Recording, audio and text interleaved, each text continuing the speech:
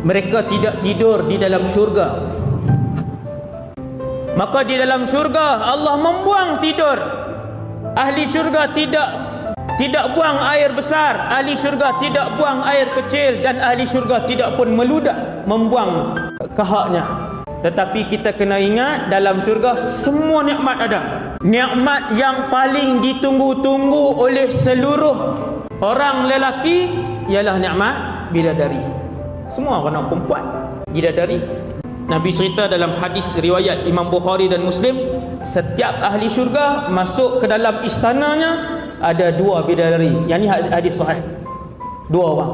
Kedua-duanya saling berbaik-baik. Sesiapa yang ahli syurga, maka dia akan didoakan oleh bidadarinya.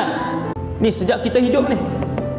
Ya Allah, mudahkanlah urusan suamiku. Ya Allah, berikanlah hidayah untuk dia beribadah kepadamu. Dan ketika mana isteri yang jahat di atas muka bumi menyakiti suaminya, mengingkari suaminya, berlawan dengan suaminya, kata Nabi dalam hadis yang sahih, isterinya di dalam istana sana, di dalam syurga, akan menjerkah isteri di atas dunia itu, wahai wanita, celakalah kamu berbuat kasar dengan suamiku.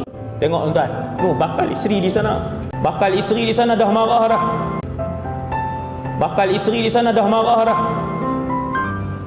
Yang diciptakan oleh Allah, wanita-wanita yang tidak ada ibu, yang tidak ada ayah, diciptakan oleh Allah seperti Allah menciptakan Adam alaihissalam.